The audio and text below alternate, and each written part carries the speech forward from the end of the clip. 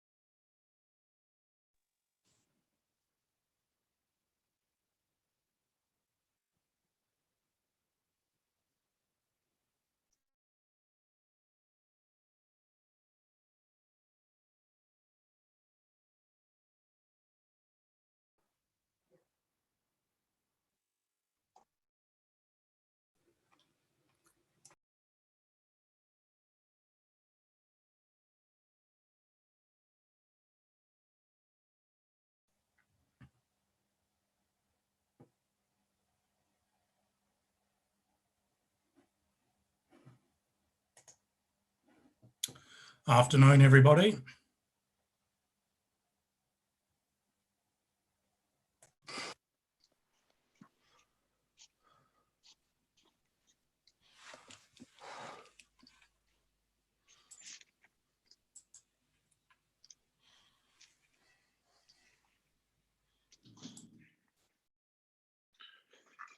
Kia ora, everyone. Here we go. 1 minute left. We'll just make sure we're all good. If anyone needs any help with the meeting today, IT is on standby, and you can call 3472-808 to get a wee bit of support, help if you need that. And it's just a reminder, Zoom-wise, it's easier if everyone's on mute if you're not talking, just so we don't get all the background noise.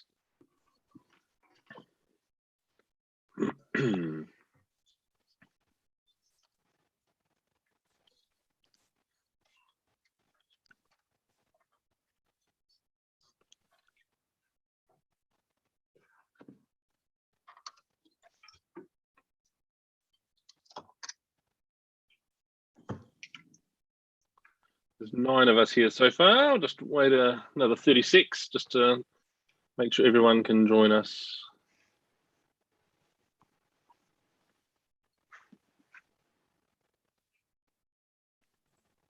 Oh, I can unmute. Kia ora, everybody. Oh, you can now, Shane. Yeah, kia ora, mate. Looks like David and I were the only ones that didn't get the memo. Beg pardon, I'm wearing a tie as well. And Malcolm's Good day coming to on. you, sir. Good day, good day. Happy birthday, Shane. Oh, Sophie, thank you. Rafara kia Kia ora, koe. mate. Kapai, thank you very much. Yeah, I'm going to have to finish soon. No. 32, are you Shane? 32, 33? No, I'm 46. Ooh. 64, not a bad year. 460. Oh, here we go. We're Here we recording go. it. Showtime. Hey, kia ora, everyone. Welcome along to our council meeting today, 25th of August, and lockdown level 4. I'd like to start with karakia and council affirmation. Whakataka te hau ki te uru, whakataka te hau ki te tonga, kia mā kina ki uta, kia mā taratara ki tai, ihi akia nā te atukura, he hio, he huka, he hohu, tihei, mauri ora. Mauri ora. And the council affirmation, let us affirm today that we as councillors, will work together to serve the citizens of Selwyn District, to always use our gifts of understanding, courage, common sense, wisdom and integrity in all our discussions, dealings and decisions so that we may solve problems effectively.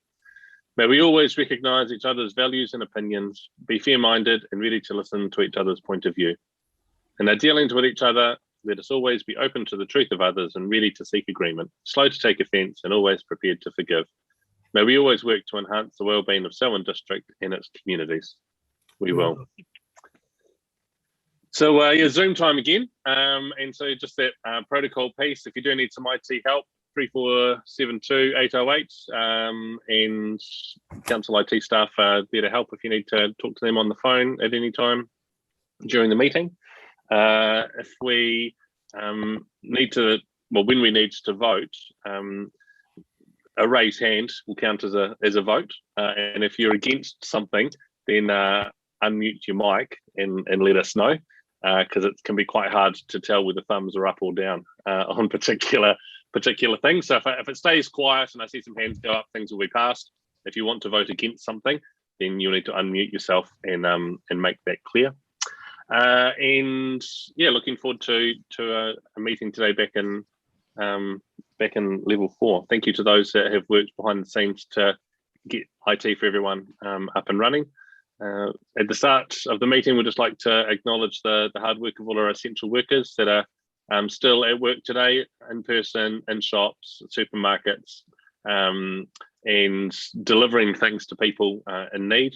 Particular shout out to our food banks who have been doing a good job, and like to thank the partnership that we've got with the Canterbury Employers Chamber of Commerce and MSD and the work that's gone on to ensure a smooth transition of information for people to secure the support and help that has been required.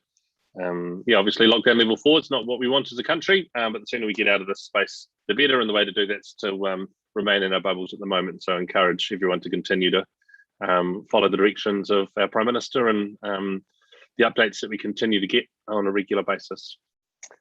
So today we've got a number of things to work through, and first of all, the identification of extraordinary business, and I'm not aware that there is any.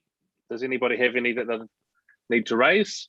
There has been none notified, Mr. Mayor. Thank you. Second item is conflicts of interest. Is there any new conflicts that aren't already recorded on the register that people need to raise today? No. The next item is public forum, which we don't have any.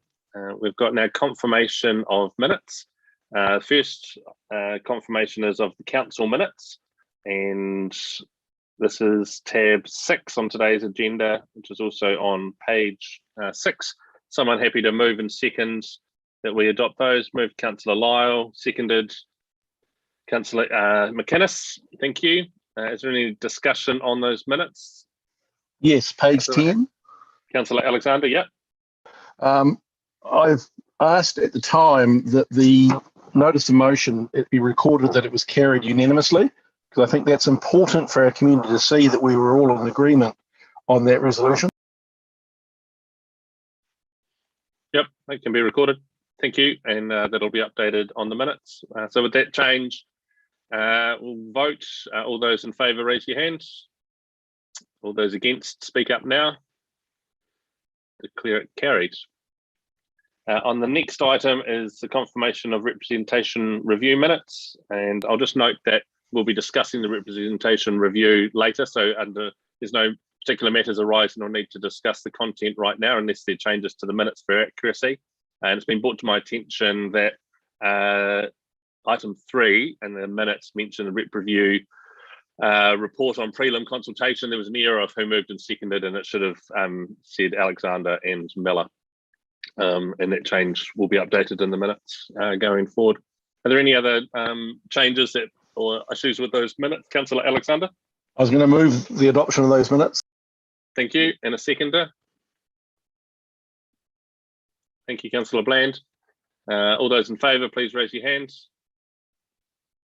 And all those against, please speak up now. Declare it carried. Matters under investigation, the trade waste soil testing, the dates that was put for reporting back was today. It's actually going to be in the next council meeting when the water services report comes back to us. So we'll expect that in the next couple of weeks. We'll move now to the Chief Executive's report. And David, I'll hand the floor to you. Thank you, Mr. Mayor. Good afternoon, everybody.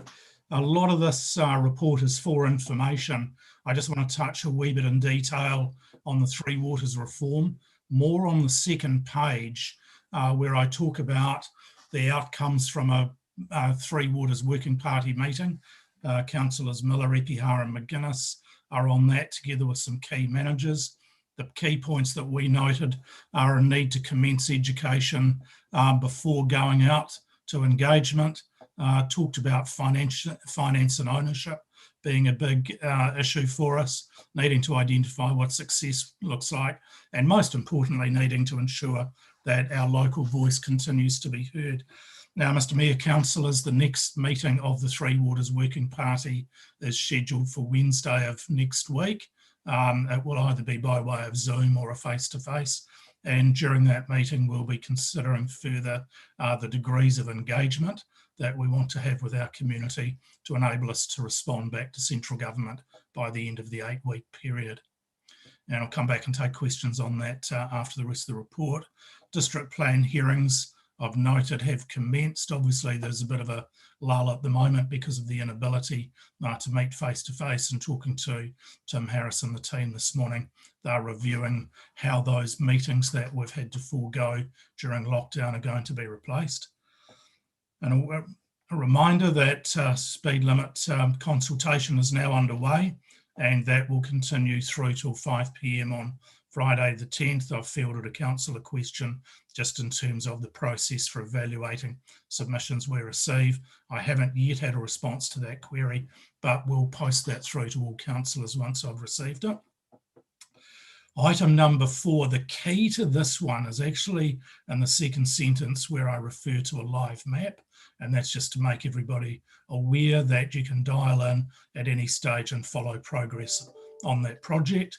And as you know, we are committed to spending government money of $10.6 million no later than the 31st of March of next year, and I'm confident that we will be meeting that target. And finally, there are a number of pages. You possibly wondered why there are so many additions or amendments to the Delegations manual. That follows a restructuring in the building department, where a lot of jobs have been retitled and some new appointments have been made. So the pages that follow, Mr. Mayor and councillors, are a reflection of those changes to that now completed exercise. So with that, I'm very happy to answer any questions from anybody. Great, thank you. And if we can use the raise hand function if you do want to ask a question, as Malcolm has, just makes it much easier to make sure I don't miss someone. And just so you're aware, the raise hand function is slightly different than the clap function. So the clap function disappears, the raise hand stays up until you lower it. The only other thing I led to David's report is at the mayoral forum on Friday, we decided that we'd write to the Minister for Local Government requesting a pause in the process around Three Waters until such time as Te Mata Arawai is set in place. We can understand how the new regulations are going to be enforced and the Future for Local Government work stream is completed, and we can see how councils are going to continue and what functions they'll continue with, rather than Waters standing alone and being a standalone discussion. And I know I've seen a similar type of discussion from mayors on the West Coast. Well, some of the mayors, should I say, on the West Coast. The discussion came up at a meeting, at the mayoral forum meeting, and was passed. A subsequent meeting to that with those mayors and chief executives from Entity 4 Ngāi Tahu Takiwa area, including a meeting with Ngāi Tahu Takiwa, with Ngāi Tahu leadership, sorry. It was discussed about having a joint letter, but the time that was going to be needed to get that together was going to delay the process that the Canterbury mayors wanted to push forward on. So that letter has been sent, and I'm just waiting a reply at the moment. And earlier this week, I've recorded, and I think it's put it up this morning, after working with staff on the messaging around water, a video. Unfortunately, it's 4 minutes long, which I tried to, well, 4 minutes is shorter than the total amount of information that was recorded, let's just say that. Tried to trim it down as short as I could to talk about the 4 different conversations that are going on in water at the moment, because there's a wee bit of confusion around which pieces sit under Te Mata Arawai and what does one household and more than one household mean, and where do the rules sit as far as who's connected to a supply, as well as the essential fresh water work, which is a separate piece again, as well as the three waters, which is separate, as well as the flooding and river protection work that we've got going on in the community at the moment, which is separate too. So I tried to just have a short video just talking through those are separate pieces, and then we'll go back and have a video that goes into a bit deeper information on each of those and link people to where they can find out more if any one of those sits with them. So Malcolm, I'll throw to you. Yeah, yes, thank you, Mr. Mayor. It's just a typo for David on page 2 of his report. The first bullet point, there is a need to commence an educational camping before we go out. I, as a keen camper, I'm quite happy to be educated, but I think the word should be campaign. So that's just a typo that I thought I'd bring up. It was quite funny. I was just reading through that about 2 minutes ago as I was talking to you, and I'm thinking, what's that word? How do I quickly avoid it? Mr. Mayor, the other comment, we're scheduled to receive the LGNZ Roadshow on Tuesday of next week. We've just, before this meeting started, confirmed, well, firstly received advice from LGNZ that they will not be here in person, but there is a Zoom option available. So I have confirmed that we will take up that Zoom option. So just note in your calendars, 9 o'clock next Tuesday, that meeting will hold, and we'll provide further details in the next 24 hours. Thanks, Mr. Thanks, Mayor. David. Councillor Epia. Tēnā tātou, thank you very much, Your Worship. And thank you very much, David, for your report. As part of the working group, for the Three Waters working group, David, I'm just wanting to, I guess, from our ratepayers' point of view, get together some timelines. I see that our working party is due to meet again on the 1st of September. What I guess the hot topic on everyone's tongue at the moment is when they're going to have the opportunity to meet, discuss, and have input into the decision-making process, although it is paused now. So can we give our constituents certainty around timelines after that 1st of September date for consultation? Yeah, through you, Mr. Mayor, yes, we can. So what the chain of events, Shane, is that we meet about 9 a.m, I think it is, on the 1st. You won't have seen the agenda for the afternoon briefing meeting, but that features in there. And whatever it is that we do will be signed off at the council meeting the following Wednesday, the 8th of September. So leaves us with plenty of time. And there may be some feedback that we require from the community to inform our feedback to the Minister on the current process, or through to DIA on the current process. But formal consultation will be once we actually have final. We don't actually know what the final proposal is yet. We've got most of it, but not all of it. So it'll be following that, and I expect the Minister wants to hear back by the 1st of October or 30th of September. That she'll then take some time to consider where we're at, where the country's at, the feedback that she's received, and then tell us what the final proposal is after discussions with Cabinet. And that'll be the point where we can engage far more deeply with our community about what the final space looks like. Thanks, David, for your report. And I'll just also note that our NZTA submission to Waka Kotahi on the Rolleston flyover and adjoining works has been submitted by deadline earlier this week. Thank you to those that gave some great support to that and helped address the concerns of the community, particularly Mark and Nicole were heavily involved there. So thank you for that, and I'll attach that to my report next time. It's been circulated to all councillors, but just it's on, there's a record of it. It'll be on my council agenda next time round. I'll move David's report. Is there a seconder that we receive it, and also address the delegations that sit there? Thank you, Reid. All those in favour, please raise your hands. And anyone against, please speak up. Declare it carried. Thank you, and thank you, David.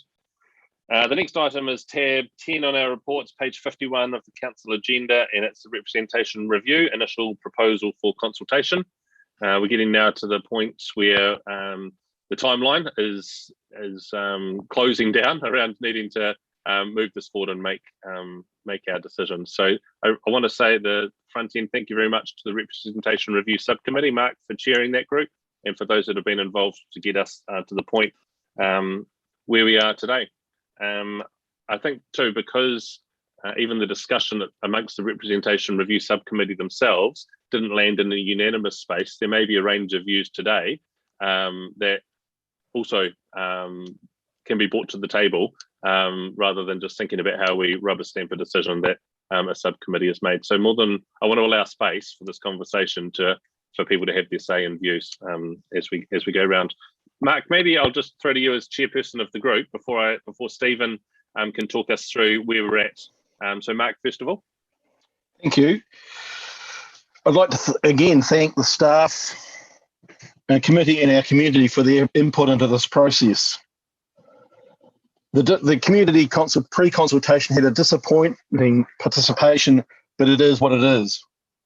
There was never going to be an easy option to choose. We have to make change because of our population growth being much bigger in our east than our west. However, the option that the committee has presented to council for its consideration has the biggest geographical changes. The new Melbourne ward stretches from Arthur's Pass to the city boundary and incorporates West Melton. The Ellesmere ward grows to the east and to the north, borders on Springston and incorporates an area to the north and east of Burnham. The Springs ward shrinks. The Selwyn Central ward disappears entirely, leaving a remnant Ralston ward.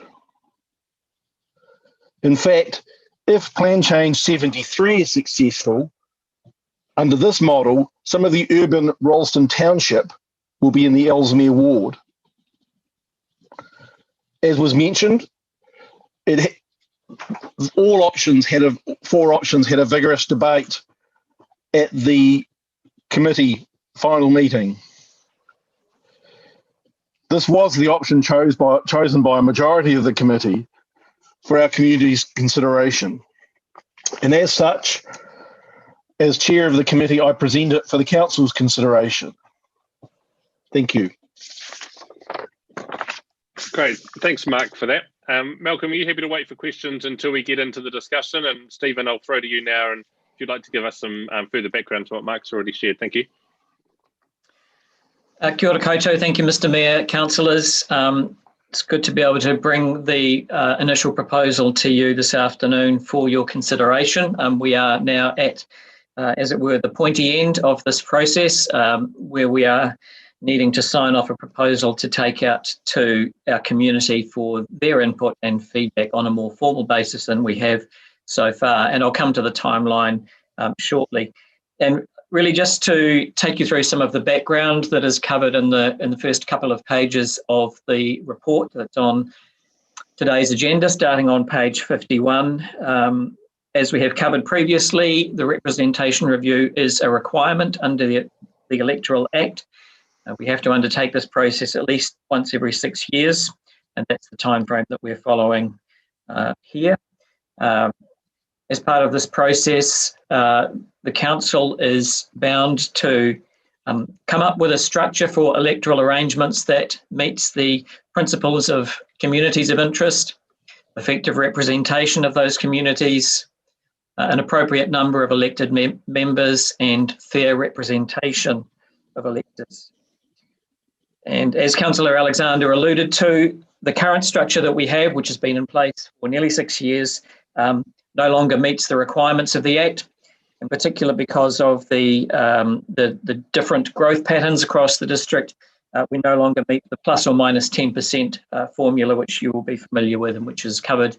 And I think there's a table on page 53 of your report that sets out the variance that there is now in those population numbers. So after the formation of the Representation Review Subcommittee last year, there's been quite a process gone through. We've talked to other councils.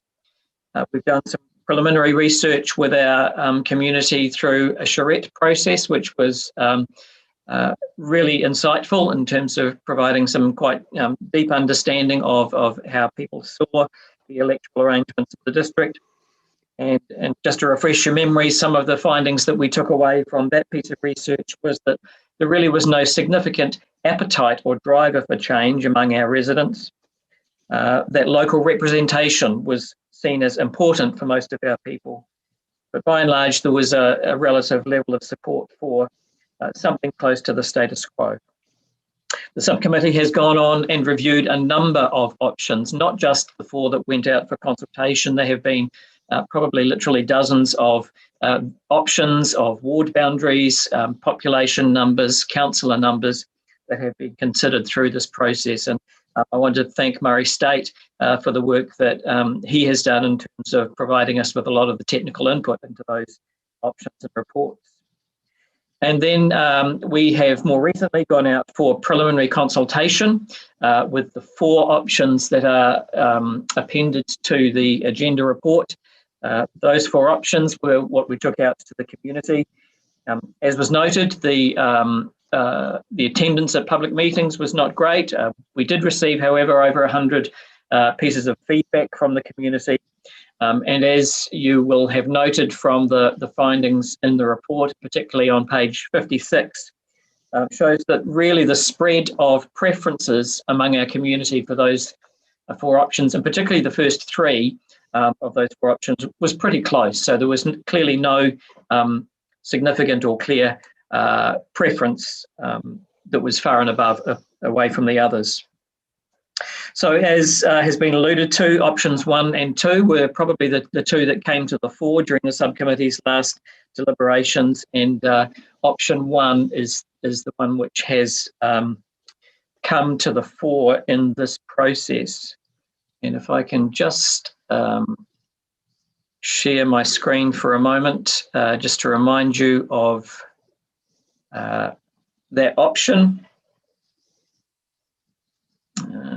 No.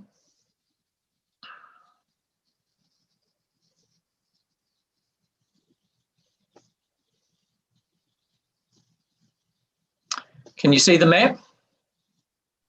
Yes. Great. 4 wards with 10 councillors, and as Councillor Alexander has indicated, a number of changes, including probably the most significant being West Melton moving into what would be an enlarged Melbourne ward. And you'll see the population numbers in the table to the bottom left of the map, showing the spread of population, the number of councillors in each ward. As a separate part of the consideration, there was also consideration given to community boards, and the option that has been presented by the committee is that Melbourne Community Board would be retained, but with some changes. That would now take in the West Melton area, which would become a subdivision of its own, alongside the Tawera and Hawkins subdivisions. So that's the initial proposal that's before you today. Just want to run quickly over the timeline that we are working to. We have a number of statutory requirements as to the timeline. Most importantly, we note that the initial proposal must be publicly notified no later than the 8th of September. Our proposal, the timeline that we have worked up, is that we would notify this initial proposal on the 3rd of September. Public consultation would start on that date and close on the 4th of October. So just over a month to allow for public consultation through a typical consultation program that we would run over that period, a combination of online engagement and, COVID permitting, face-to-face and public drop-in sessions, as we have done as previously, along with the usual promotion through our media channels and providing information for you as councillors also to share with your networks. Pages 57 and 58 set out the timeline, but in particular page 58 then notes that the process after the closure of public submissions is that if hearings are required, they would be held on the 14th of October, along with deliberations on those submissions. And the council meeting of the 27th of October would be the point at which the council would resolve its final proposal. That would be publicly notified on the 10th of November. The 15th of November is actually statutorily the last date by which we can publicly notify our final proposal. So this lines up with the statutory requirements of the timeline. Following that, it's really in the hands of the Local Government Commission. Should there be any appeals or objections to the final proposal, the Commission would take those under consideration in due course and make its final determination early in the new year, or in the first quarter of the new year. So that's the timeline. We are poised and ready to start launching the consultation program once the council makes its adoption of the initial proposal today. Thank you, Mr. Mayor. Kia ora, Stephen. Thank you for that. And Murray State, thank you for the work you've done as well. Murray, was there anything you wanted to add to what Stephen has said already? No, I think that's covered it very well. Thank you, Mr. Mayor. I think the key thing is just to see where the council sees it would like to go. Great, thank you. Malcolm, and then Murray. And Yeah, thank you, Sam. And thank you. I'd just like to thank the Representation Review Committee for the hard work they've gone into this. I have been involved in a few of these over the years, and just remind councillors that they are a snapshot of a point in time. In 6 years, when we have our next one, or maybe even sooner, depending on the local government reforms, it may be very different altogether. It is always very hard to reflect communities of interests as at the same time as getting fair representation. And I do believe in looking at the option you've taken, we have got that. I think some of the other options would have meant that several communities would have been disenfranchised in a major way. So I'd just like to congratulate the committee on the work they've done, and I'm very happy to move this when the time comes. thank you, Malcolm, for that. Councillor Lemon, Murray. Yeah, thanks, Sam. Yeah, echo the comments of Malcolm, and congratulations to the committee. Hard job, and I guess I'm in the unusual position. I normally would acknowledge the outcome of a process like this and support it. It's not my preference, but I guess just a point of clarification, it will go through that consultation period and we will get to revisit, and it may well be that the solution is different than that we're voting on here to go out to consultation as a preferred option. So I guess I park those my reticence to support option one. I have a preference for option two, and conversations I've had in my community, acknowledging the fact that our turnout is, as the chair noted, was extremely poor in that initial process. But the conversations I've had in the community certainly had a preference to option two over option one. So whilst I won't be voting against this, I'm just like to voice my opinion that I don't believe, from an Ellesmere Ward perspective, of certainly the people I've spoken to, it is the option that they prefer. But we will see in the course of consultation. Thank you. Kia ora, Murray, thank you for that. Stephen, do you just want to comment on, because this is for consultation, how many other times are we going to be going out to the community with it? This is really the only option for a consultation process of this kind. It is noted in the report that when the feedback comes back from our community, and during the course of deliberations and determining a final proposal, the council can make changes to the initial proposal. And so the final proposal that the council adopts could look different to the proposal that is here, and that is an option that's available to the council. But the process, once the final proposal is notified, is that any member of the public can appeal or object to any element of that proposal. So there is still an element for the community to participate in the decision making, but that will be through a formal appeals and objections process that is before the Local Government Commission, rather than coming back to this council. Cool, thank you for that, Stephen. Grant. Thanks, Sam. Really, Murray, I wanted to reassure you that we put a lot of debate into this, and by no means was it a unanimous decision. We went through a process of elimination to get where we got to. But I really wanted to record at this time I just think we are the wrong people to be doing this. I think the Electoral Commission is a much better agency to be doing this. It doesn't make sense for us as elected representatives to be doing this. And if we can advocate in the next 3-year period for this to be changed to a more applicable body, I think that would be a good outcome. Murray, I hear what you're saying, and a lot of it reflected around who was in and who were out of different wards. And in hindsight, probably my personal view is now that West Melton is in Melbourne, was the option 3, which is 333, and that probably better reflects, in my view, the geographical. But we went through a process of elimination, and that's where we got to. So I backing the chairman. We've made the decision as a committee, so I'm happy to second the motion. But I'm looking forward to hearing from our communities what they think, particularly Melbourne, who advocated for a retention of a community board, and largely the decision to retain it was driven through the lobbying, or I should say representations from the local elected councillors and the existing board. So as the rest of the committee haven't got community boards, they felt that that was the best guide of whether to take that. I would have preferred that there was some element of actual performance review of that board to guide us, but we weren't able to get that, so we had to take it on verbal advice. So that's me. Thank you very much. Great, thank you for that, Grant. Councillor Reid, Nicole.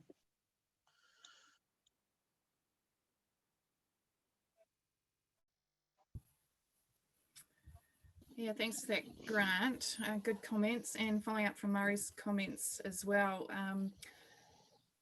With the proposal that we're putting forward, I'm the councillor rep with the West Melton Residents Association, and the last meeting I went to, I mean, a number of them see their communities of interest as now being Rolleston. So for them, it is quite a big change, but I have said to them, and hopefully it gets out to the community, that this is their chance now to actually voice their view.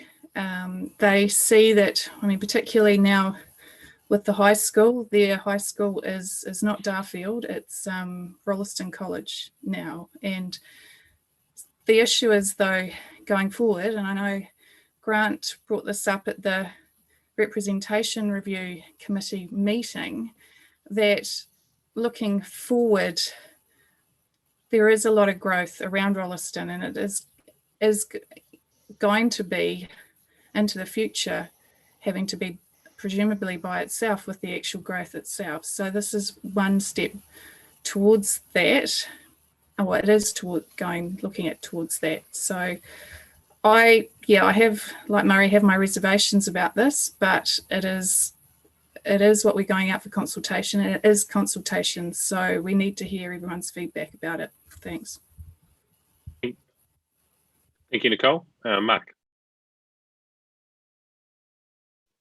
You're muted, Mark.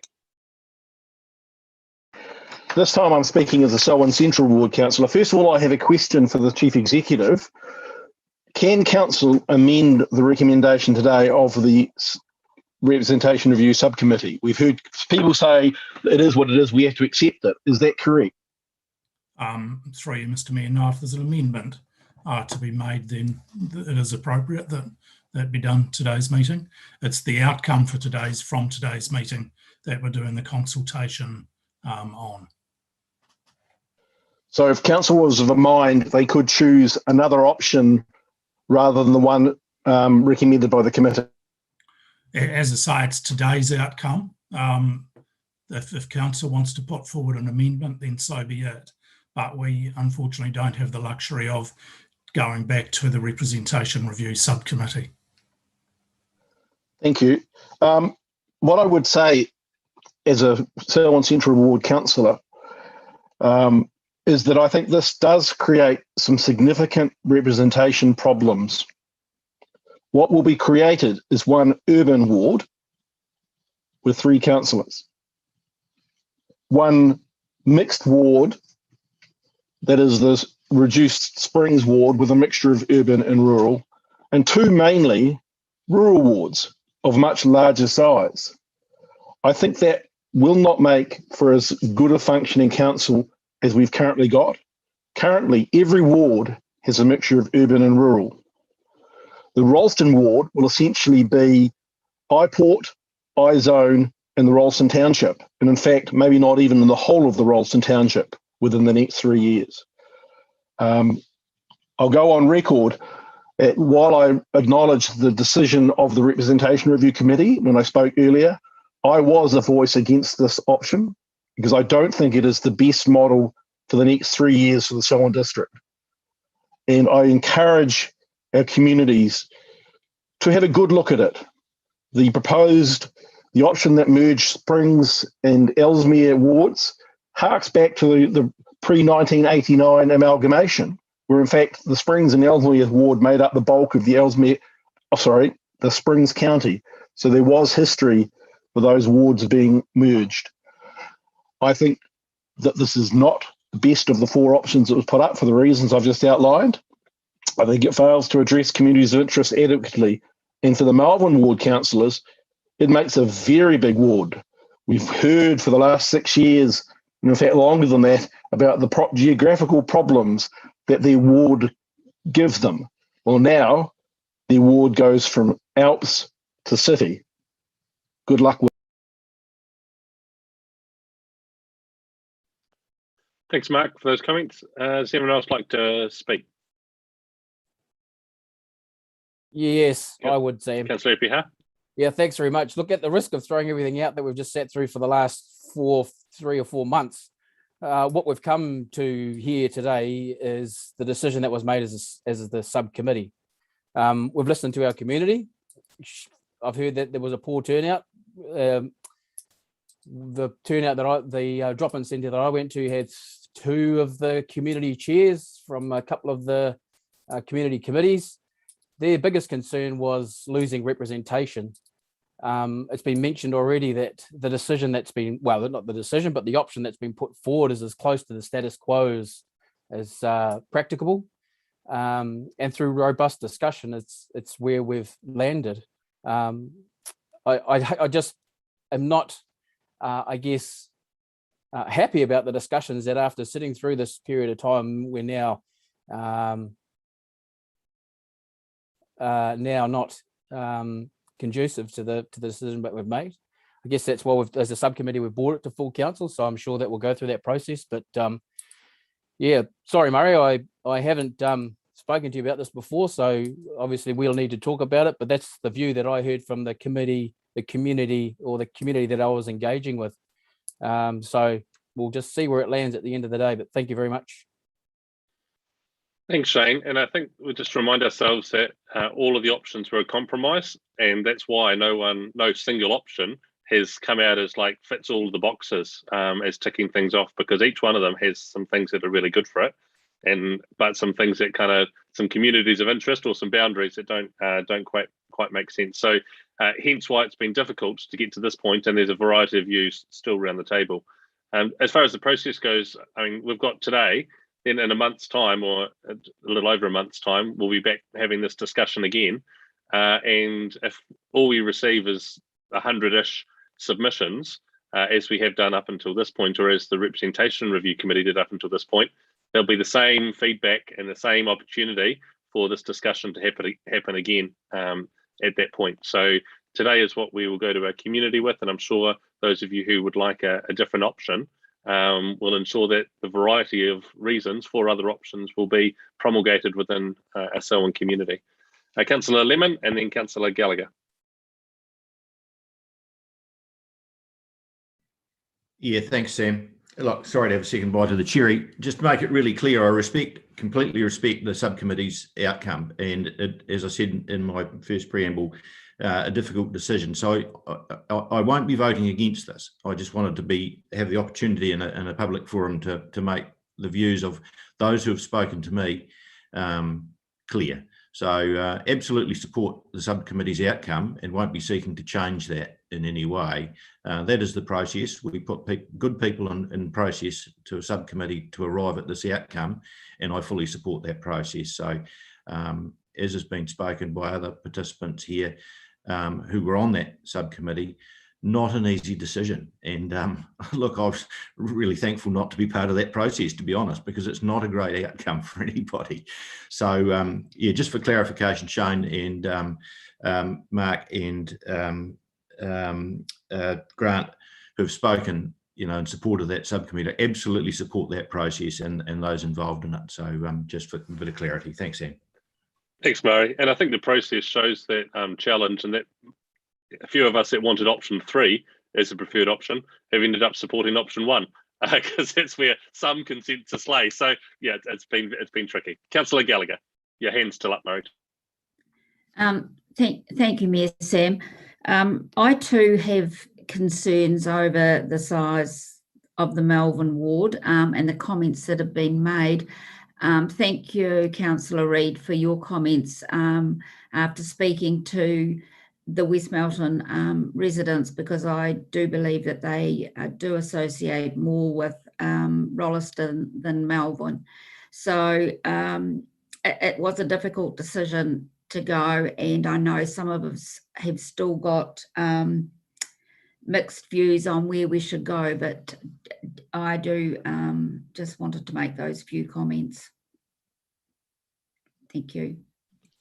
Great, thank you, Jenny. So it's been moved in by Malcolm and seconded by Grant that we work through A, B, C, D, E, F and G on the next page. I'm not going to read them all out, but that confirms that option 1 will be what we go to the community with through this consultation and engagement period. There've been no further speakers. All those in favour, please raise your hand. Those against, speak up now. Declare it carried. Thank you, Jenny. Point of clarification, Mr. Mayor. Yep. D talks about council will hear submissions. Is that the full council, or will it be a hearing panel from council? I think we can determine that at the point that we get people that want to speak to us on the matter. The council can make that determination. I don't think it necessarily needs to be all of us. There's many matters that we delegate to a smaller group as a hearings panel for, but I'm happy to, you know, if it is the full council, that will be something that can be discussed amongst us all. David, do you have a view on that, or Stephen? No, it's a view the council's still got to take, Mr. Mayor, and I would suggest we do that with a paper at the next council meeting to determine the most appropriate group. Great, thank you. So that's carried. Thank you, Stephen and Murray, for your work on that, and Mark as leader of that piece of work. We now move on to tab 11, which is on page 63 of today's agenda, and this is endorsing a draft submission on the Department of Internal Affairs discussion document on proposed changes to Maori ward and constituency process. The report itself covers off the process that we came to here. It was reported back to the last representation review subcommittee meeting, and today's just for sign off and for acknowledgement by the council. Is there anyone that would like to speak to this, or a mover and a seconder? Moved Lyle, seconded Epihar. Thank you. Sorry, Mark. Yeah, would my you like hand to was speak up. to it, Mark? Yeah, my hand was up and then it went down. I was going to move it, but I'm happy for the others to. We would have loved to have longer time on this submission so that we could have consulted firstly the full representation review committee and then the full council on it. But unfortunately, much like our community complains to us that we don't give enough time, government didn't give us enough time. We had to get our response in. The gist of what we've recommended is that creation of Māori wards be more like creation or changes to existing wards. That the process more closely align, the two processes more closely align so that they're very similar. I think we also acknowledge that Council Epihar has brought a very useful another point of view. It's not an alternative point, it's another point of view on Māori representation and how perhaps we could have done better this time round that Council should note for the future. So I commend this report, this submission to Council, and thank you for. Thank you, Mark. And yeah, just to note, this doesn't change our decisions on our next election, but it's feedback to the ministry around how they deal with this going forward. Councillor Epi. Yep, kia ora. I just wanted to support some of what Mark said there, but also reflect on comment made by Councillor Gallagher around consultation with committee members. I think in terms of process, perhaps that needs to be looked at in the future so that we don't come to that again. I just wanted to acknowledge Councillor Gallagher's comments noted in the minutes. Secondly, the point of, I guess, going through this process is to eliminating lower barriers for members of our population, being Māori, to participate in local civics and engage with local government under the Local Government Act in Section 81 of the LGA. So by passing this, that assists in allowing that to happen as part of our responsibility of council as a Crown agent. So I do support this. What I am, I guess, reticent about is the fact that we were given such a short time frame. We weren't given the opportunity to again engage with the population. And if I reflect back on a lot of my comments and a lot of my conversations about engagement with the wider population, and more importantly, our Māori population, this is a perfect example of that. I don't want to drag it out into the long-term plan, but I've mentioned in the deliberations and the adoption of the long-term plan paragraph that needs to be inserted in there, and again, it isn't in there. So I just wanted to raise that point again and bring it to the attention so that next time we come around to this, we are actually doing our job. And that's the reason why I brought it up, and respect Councillor Gallagher's comments. Thank you. Kia ora, Shane. Thank you for that. Councillor Hassan. Thank you. I'm sorry for the late connection. Very, very slow internet. With regards to Māori representation, and the establishment of Māori wards, where does Ngā Tahu fit within the model, given that they are the major iwi for the South Island and the district? Was there any discussion on that about who gets preference? So, yeah, Deborah, that was dealt with through the representation review subcommittee process, and there's a variety of views within Ngāi Tahu Rūnanga about the way that they would like it to be. But the feedback from the two Rūnanga that whose rohi cover Selwyn, Ngāi Tuhuriri and Taumutu, was that they did not support the creation of Māori wards at this time, and continue to want to seek direct engagement with mana whenua.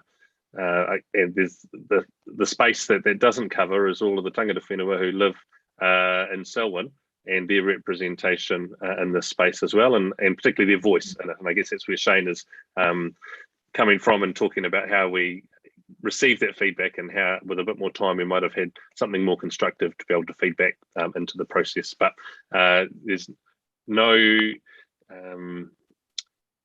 the submission that we have here isn't about whether or not we set up Māori wards in Selwyn today. Councillor Gallagher. Thank you, Sam. I just would like to thank Shane for acknowledging the way that that decision was made, and I do appreciate the comments that you've made. Thank you. Great, thank you. Sorry, Deborah, did I cut you off? Did you want to say something else? No, that's fine. No, cool. Moved and seconded. Sorry, it was Malcolm and Shane. All those in favour, please raise your hands. And anyone against, please speak up now. Declare it carried. The next item is tab 12. It's on page 84 of today's agenda. It's the Canterbury Regional Landfill Joint Committee constituting agreement amendment. It's a procedural recommendation for us to allow them to meet via video link in the same way that we are today. And Councillor Miller, you can speak to it.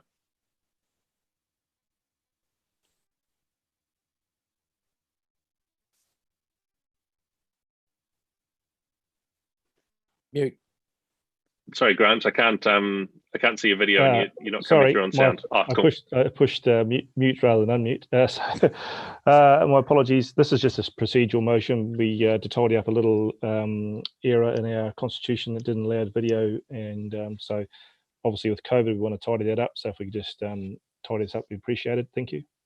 Great. You happy to move? Yes. Great. And second, Councillor Epiha. Great. Councillor Lemon. Yeah, it's just a wee bit of clarification. I just noticed in the document, and Grant might be able to just bring me up to speed with this, the proportions that are held into subscribed shares are based upon 1996 census, and obviously that those population figures will have altered dramatically in the course of 25 years.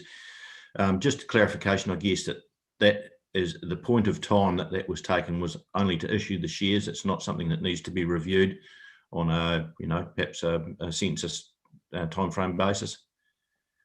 Yeah, you might have ripped a scab off there, Murray. It depends what sort of the discussion you are. If it's charging, the population wants to get reviewed. If it's dividends, it doesn't want to be. So there's always two sides to every argument. But rest assured that discussion is held on a regular basis. So the catch point is, how do you reallocate shareholdings? What value is the shares?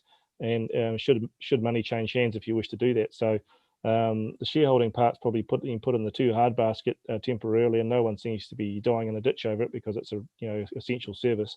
But probably the cost appropriation is being looked at, and that's fair. I think that you should pay on a capita basis rather than just on a historical figure. So yes, it is under review. Yeah, thanks, Grant. I figured that would have been a point of discussion, and it's glaringly obvious here, although it may not radically change the percentage proportions between the groupings. Definitely, there's been radical change in population figures in those high growth areas, namely Selwyn and Waimakere, of course. So thanks, Grant. Great, thanks for that. And the answer, it's been moved and seconded. All those in favour, please raise your hands. And anyone against, speak up now. Declare it carried. The next item is the solid waste quarterly update. Andrew Boyd is on board. We'll take the item as read. Thank you, Andrew, for the report that's in front of us. If you'd like to highlight anything out of the report, Andrew, and then we'll jump to questions from councillors. Yes, good afternoon, everybody. Just a few things in the report. The Reconnect project, the building design work is going really, really well. We are hearing quite a lot of talk about construction material supply issues, delays, and price hikes. So we're just sort of doing a bit of work around that at the moment and seeing whether our current planned method of procuring construction contractor is still the right way to go ahead. So I'll be back to you with a report at an upcoming council meeting. On the closed landfills, I shared with you a report on the environmental risk assessment that was done using a lady called Louise from Collaborations. So we've been doing quite a bit of work in that space. The reason for that work was really just to learn from that Fox Glacier incident and hopefully avoid that same sort of situation happening in Selwyn. So there's been quite a lot of work, a mixture of sort of desktop and ground truthing to get a good understanding of the situation. And we've got a sort of a priority list of 16 sites to continue to do work on over the coming months.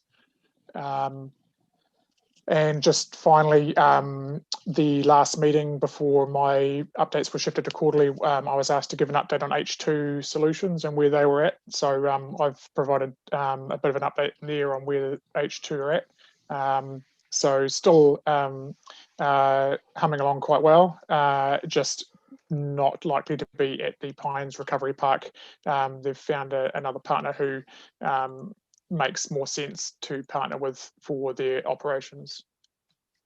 But we're still keeping in touch and hope to do business with them in the future. Thank you. Great, thank you for that. A number of questions and comments from councillors, especially Mark, and then Grant and Murray.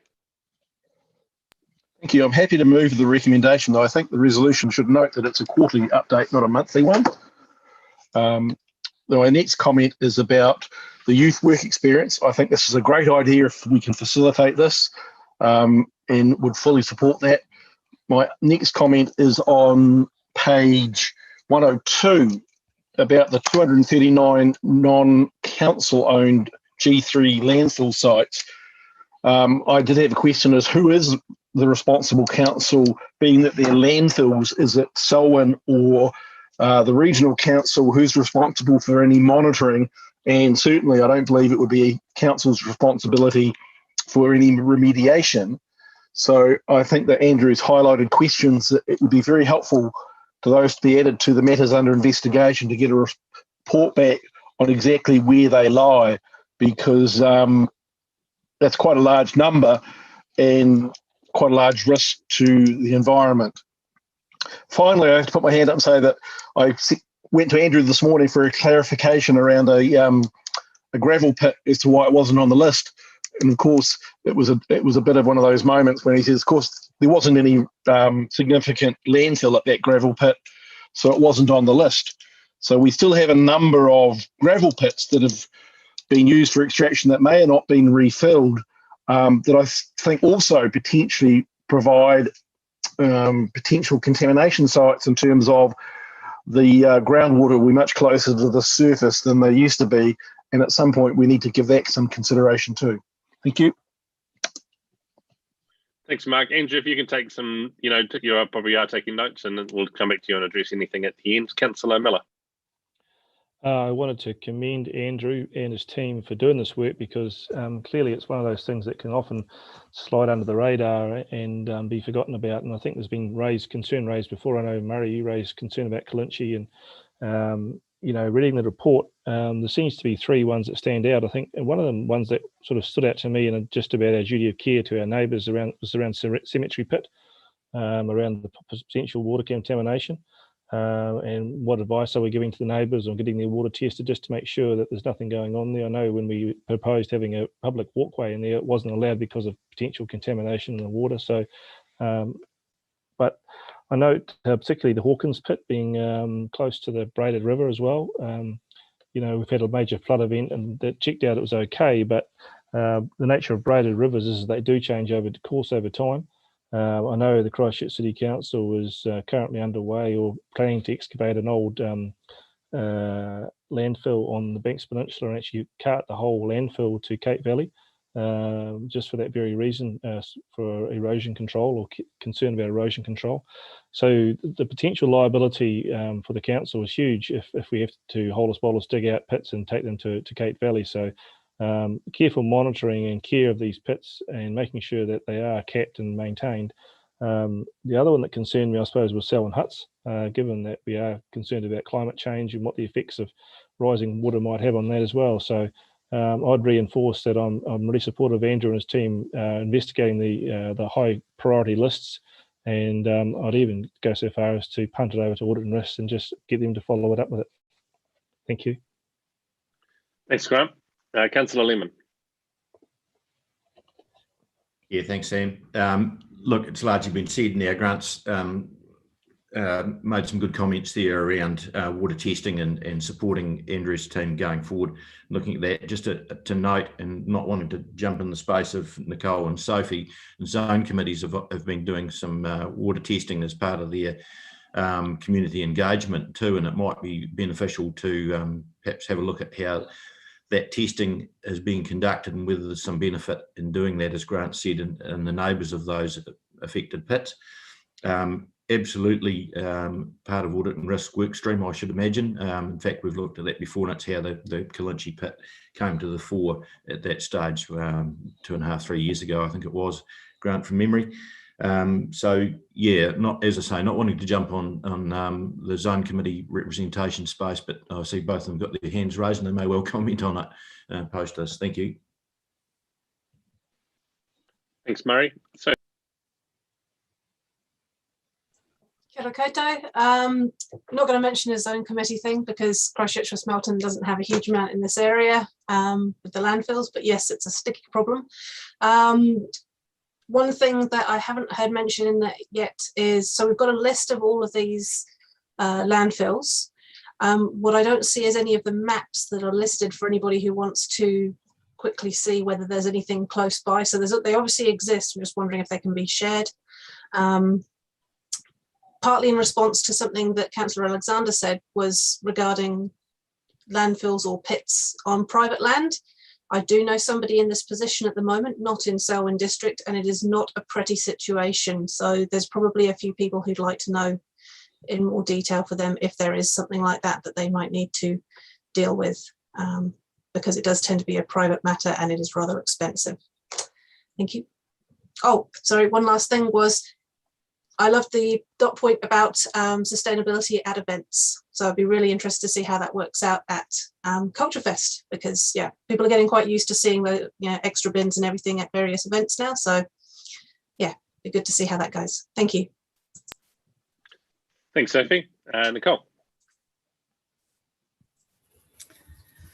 Thanks for this report, Andrew. Quite a bit's already been said. I do think this landfill reports probably would be quite good to actually share some of the information with the zone committee, because it obviously is a potential risk for water or groundwater, particularly some of these sites. Questions I had specifically, the main question was around why the Lincoln Springston landfill, the closed landfill management plan, was still in draft, and I see it says it's going to be finalised, but why isn't it finalised already? And other question I had, sorry, I'm just bringing up a report. Now the route changes of the waste collection.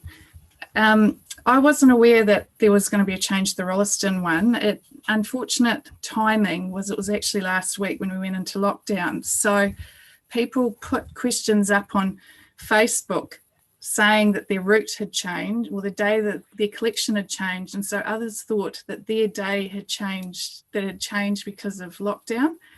And so it was actually quite unclear that it was, and I didn't see anything on our own Facebook page that there had been a route changed for some of Rolleston. I mean, this is since I've been here, Rolleston has increased size so much. So obviously this is now a new third route in Rolleston. When I first moved here, there was just one Friday for everyone. And so if we could get a heads up in future, I assume this isn't going to happen, but obviously other places, it would been good to have known about. Thank you. Thanks, Nicole. Deborah.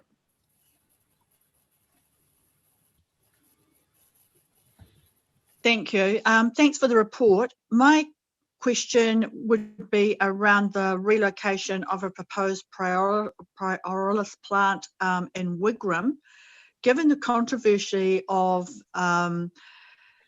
what happened at Prebbleton with regards to waste management, I'm just wondering, is there any reverse sensitivity issues? I know it's a neighbouring council and it's for them to deal with, but reverse sensitivity issues or the perception can actually flow across the boundary. So I'm just curious as to, have we been in conversation or talks as cross-boundary with regards to the moving of that plant? Cool, thank you, Deborah. Andrew will cover that at the end, and Councillor Epiha. Yep, quickly from me, I think everyone's pretty much asked all the questions. I had support the PIT report going across to audit and risk, and also centres around the H2 pyrolysis plant. Sad to see that being moved away. Just wanting to know, Andrew, if there is long-term plan to reduce waste as our population grows, and incorporating pyrolysis in our long-term plan for waste. Right. Thank you, Shane, for that. Andrew, I'll throw back to you. And at the end of that, I think this work stream has identified a number of risks, and audit and risk is the right place for that to now sit and thinking about how we might proactively mitigate some of the things that we now know about. So, Andrew, you. Yeah, sure. Thanks for the questions and comments. So just quickly on a couple of those issues. Sophie mentioned about the maps. Yeah, the map file is 120 megabytes, so it's huge. It does exist, and we can make that available. So that's no problem at all. We're also getting it added in as a map layer on our GIS system, so that it's easily accessible for everyone. Yep. Yeah, no problem to share that report with the Zone Committee and Audit and Risk. In terms of Springston Pit, why the closed landfill management plan hasn't been finalised, there's a few different reasons really for that. The pit is still operational, just not operational as a landfill. There was some work done previously on a closed landfill management plan, and that was quite old, and so while we're doing a whole lot of monitoring and testing and sampling of potholing around the sites to determine extent and a whole lot of other information, we're still gathering a lot of that information together to present to ECAN, and along with our proposed method of final closure and capture and management thereafter. So it's still a work in progress, but ECAN are really happy with the work that we're doing on those closed landfills. In terms of the route changes, yeah, look, the reason, it was a deliberate reason not to put that on Facebook, because we were worried about people getting confused and the messages getting mixed up, and that was a deliberate strategy. Unfortunately, we can't control what other people put on Facebook. The comms that went out to the public that were affected was three-pronged. We did a mailed letter addressed to the home owner. We did a flyer drop specifically to those houses affected, and then we did a text message the evening before the change for all those properties as well. Every time we do a change, there'll always be the couple of people that'll sit through and say, "Oh, you never told us," but we really did go hard with that communication. So I do apologise for not giving the councillors a heads up prior. We have done one so far at West Melton that went really smoothly. The Rolleston one, despite a couple of comments. I was spilling blood from my lungs, but I stood up and got myself home. Kia ora, Jesse. The bravest thing I did in my life was... Sorry, someone's got the... John, I think you're on mute. Yep, there we go.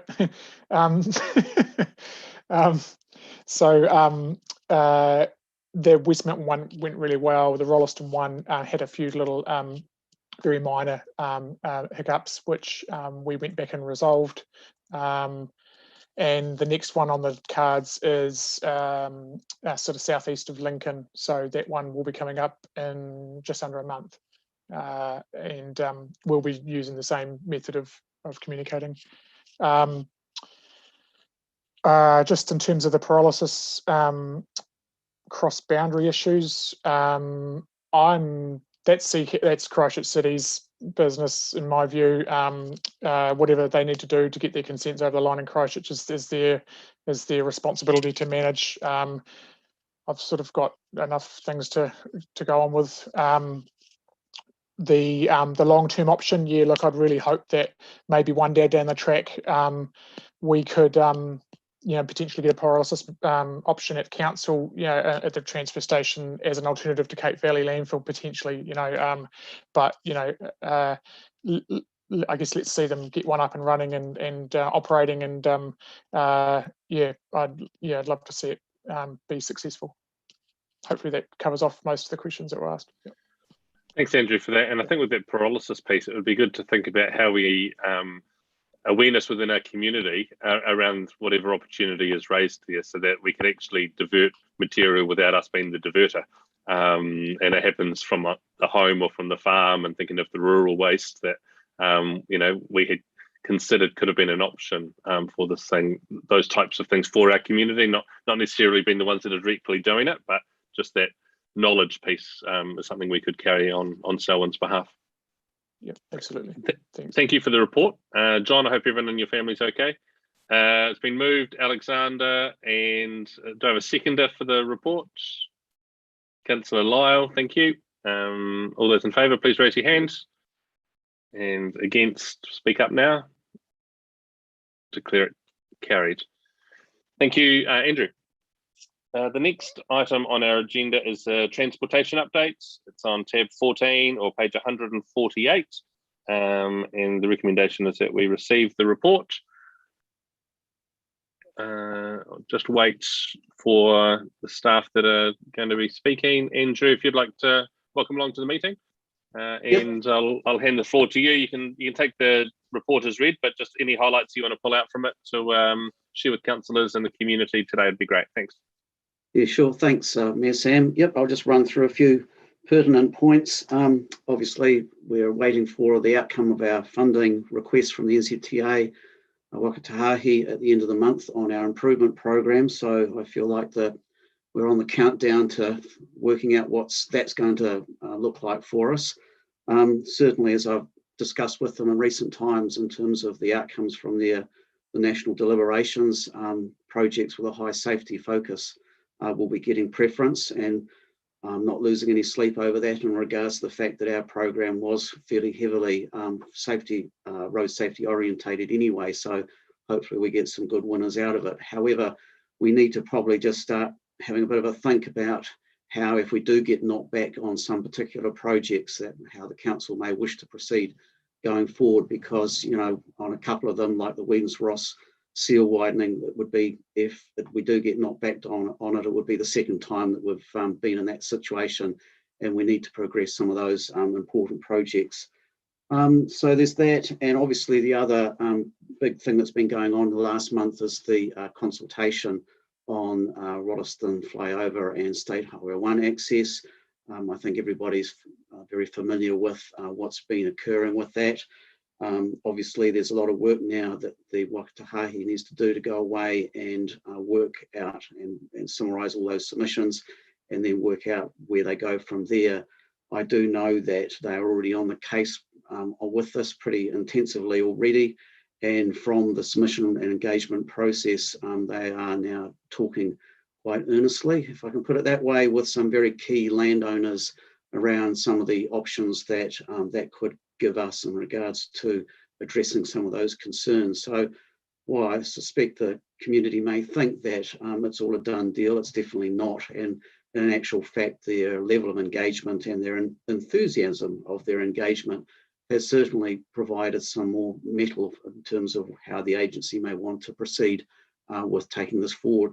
I've confirmed that they received our submission, so that's good, and that's all under control. So really, I haven't got too much more to say on that at the moment. We just need to go away and do some work on that. But just the other aspect is that being an NZ Up project, the agency is also keen to have a talk to us generally about all NZ Up projects in the Canterbury region, and particularly those that are going to affect Selwyn. And as you probably have seen, we're trying to organise for them to come out and have a talk to the council on Rolleston, West Melton, and more importantly, in some respects, because we haven't heard much about it, Brougham Street, in terms of where they've got to, particularly with their discussions with the City Council. And they want to have a talk to us and all the main stakeholders before it goes to the Greater Christchurch Partnership meeting in, I think, October. So yeah, just try and tee that up.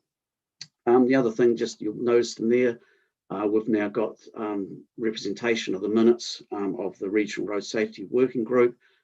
As we don't have our own specific road safety committee, I thought it would be useful now to try and get that into this type of reporting mechanism. It does get reported through the Regional Transport Committee, but I just thought it might be interesting for people and helpful for people to understand where we're trying to get to in that space and the regional coordination.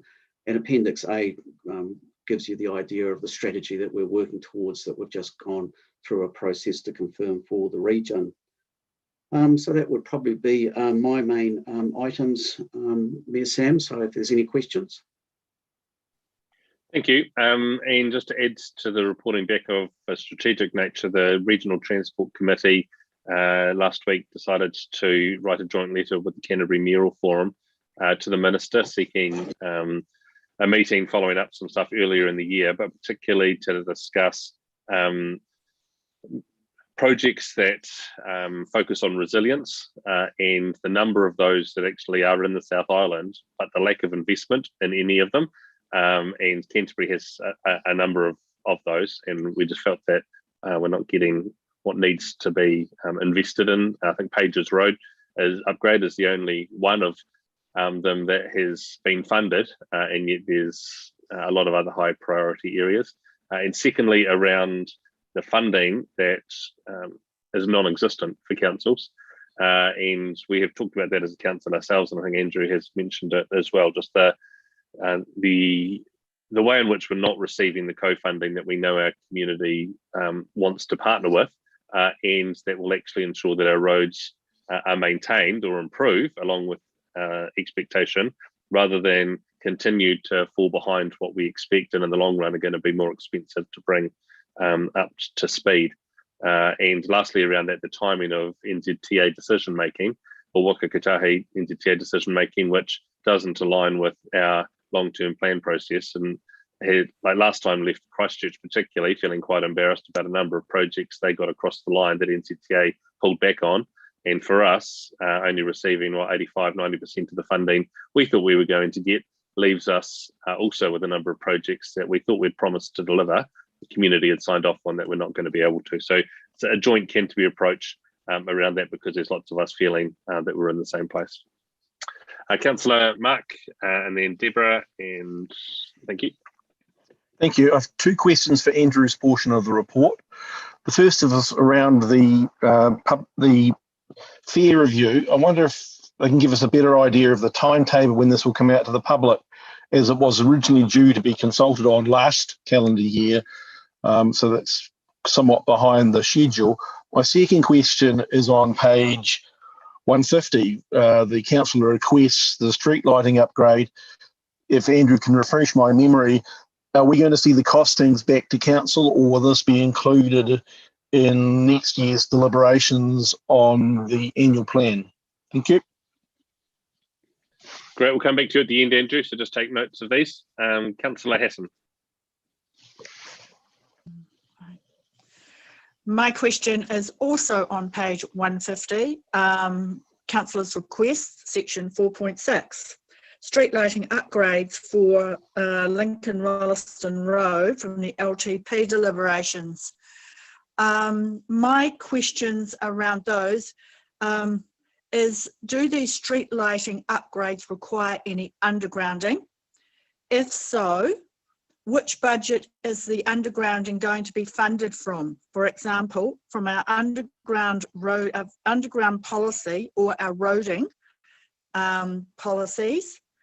And if it's going to be undergrounding, I think that in light of the fact that we are only using the interest component, of the money that we've got sitting there for the undergrounding, we're not going to get very far. I gather there is quite a substantial amount of money in that pot, shall we say, and I think it's timely that that we actually look at that policy again, with regards to the fact of the future of central local government, because if we are into amalgamation and we do have these pots, it's better that it be spent on our ratepayers and not be contributed to other ratepayers that we may be asked to amalgamate with.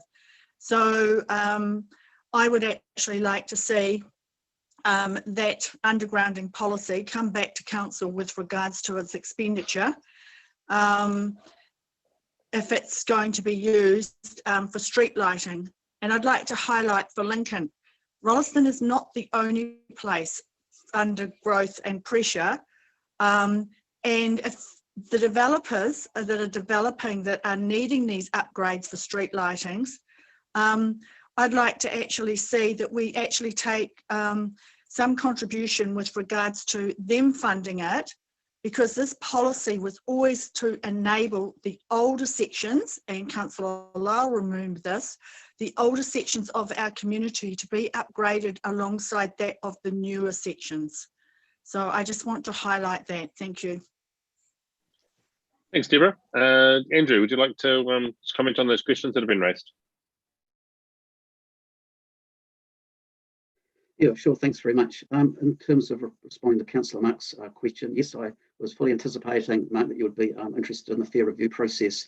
To be fair, it has been delayed somewhat because it was of all the work that we're trying to do with PT Futures and the MRT business case. So they hadn't really quite got onto it in terms of the original timeframes that they were expecting originally, but they are now starting to work through the process, as you can see in terms of what has been reported. I can't give you a definitive indication of how it's all going to track through, but they've started the process. And in terms of the workshop that was undertaken, obviously the role of it was to gauge people's opinions on where they thought this should be taken and how far it should be taken on various aspects, whether it be free public transport or whatever. And I think it would be fair to say that there's quite a wide range of views on different councils' perspectives, and it's going to take, I think, a reasonable amount of time to quietly work through that. Certainly from our council's perspective, we've been quite vocal and proactive in terms of how we want to support PT and potentially willing to pay for it, whereas I think other councils in the GCP may not have exactly the same view. So we need to strike a balance and get a consensus view, and that's going to take some time to work through. As I find out some more information, I'll update the report in the next months on that, but that's where we're at the moment. So the next question both was covered by both Mark and Deborah in terms of the project regarding the street lighting on Lincoln Rolleston Road and also Duns Crossing Road. So that request came through from the LTP deliberations, and we said, right, we'll go away and see what cost is involved in this, and then come back to you and sort of work out how this potentially may be funded. In the normal course of events, what we would be actually waiting for is when those road frontages would develop through subdivisional development, which normally would end up that the developer pays for both the undergrounding of power and the provision of the street lighting in accordance with all the other upgrades like widening and curb and channel and footpath and things like that. What we're basically doing, and particularly is filling in a gap that exists at the moment if the council wishes to fill in that gap sooner than what would normally occur or what we would anticipate would occur through normal development sort of outcomes. I am aware that block on the corner of Lincoln Rolleston Road and Levi Road is being looked at very actively for development. And so I could have expected perhaps in the future, and in the relevant near future, it may be undertaken and that work may have been carried out on that basis. However, the issue with particularly Lincoln Rolleston Road is that to be able to put the street lighting in, as we're sort of wanting to do, we actually have to underground the power along the that sort of southwestern side of Lincoln Rolleston Road across the frontage of Halpit and those rural residential properties there. And that's the complicating factor at this point. And we have to dial that into our costs if we wish to do that project. I think just following on from that then, in terms of Deborah's comments about the undergrounding account, that account was really set up back in the day to cater for sort of minor or more minor undergrounding sort of requirements or requests that basically would pop up now and again. Certainly the $3 million that's been set aside and the interest that we get off that, particularly with the situation with interest rates at the moment, doesn't generate a lot of income.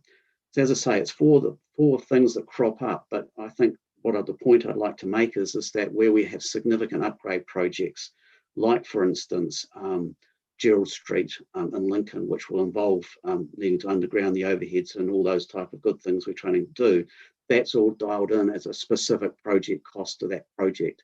It doesn't rely on needing to draw from that account. So it's really up to the council in terms of how they wish to exercise its discretion on that account. But certainly we have a current policy at the moment, and where these requests come along for odd things here and there, that's what it's really there to cater for, as opposed to the big projects, which we should have that all dialed into as of course. So that would be my comment on that. Andrew, is there a way to do the project and put a note on people's title at subdivision that we collect money at that point? Can you retrospectively collect money for a job ahead of time? It's pretty difficult, to be fair. I think I'll answer the question firstly in the regards to the issue around development contributions. Yes, we can identify these type of projects and apply development contributions, but as we've talked about before, the amount that we can actually apply only relates to the growth component of the project. So we can't necessarily fund a full project. And to be able to fund a project through development contributions, it should actually be, or it needs to be, represented in our development contribution policy. And so, for instance, as an example for Lincoln Rolleston Road, that project is not currently in our development contribution policy that we've just adopted through the last LTP. And so in theory, we cannot, gather DCs for it. In terms of being able to recover costs from adjoining property owners, yes, we do try and do that. And we work through a mechanism that when somebody comes along for a subdivision consent, and we say that, well, we've already upgraded this, that, and everything else, we do try to recover that share across from their frontages. But to be fair, it is sometimes a very awkward conversation in terms of those properties owners saying, well, you've already done it. You must have done it for a reason. So why do we have to pay for it? And so we have a number of instances where we've tried to work this through in the past, and it can be done, but it can be difficult as well. So I'm just sort of forewarning you on that. And that's where basically the big developers with all their wherewithal can bowl in and do these type of things without necessarily breaking too much of a sweat. But when you get to those individual mum and dad type developers that you try and claw back this type of costs on, it can make a big difference to them. Thank you. Sophie, Mark, Shane. Kia ora, Andrew, how you going? Yeah, going. I just wanted to add regarding the fair review. They do know that this is running late, and there does seem to be quite an urgency to the whole process. They want to get it all sorted out and ready for their next LTP and have the consultation and everything else. But there are quite a few councillors there who are very keen to do a trial, particularly for students or possibly another group, potentially get that off the ground by the end of the year, just to see if it does make an impact in numbers in terms of passenger numbers. And I guess just following on from something that you just mentioned there as well, Andrew, although it might be more of a Mark question, Mark Chamberlain that is, around Gerald Street, there has been some attention around the lack of the painted cycleway, not particularly safe along there at the moment, and the whole Lincoln Master Town Centre plan and the walking and cycling strategy type thing. So just wondering where we're at that. Thank you. We'll come back to you, Andrew, for some final comments. Last couple of comments from councillors. We'll move on to then Mark Chamberlain's report. Mark and Shane. Thank you. On the Lincoln Rolleston Road frontage, I think we should note that council actually owns about a third of the unlit frontage. It's the Halpert Road frontage is about a third of the southwest frontage. So we're actually wouldn't struggle to recover costs for development there when we actually own the land. On the other side of the road, what would be the northeast or the northern side of the road actually is now owned by Foodstuffs.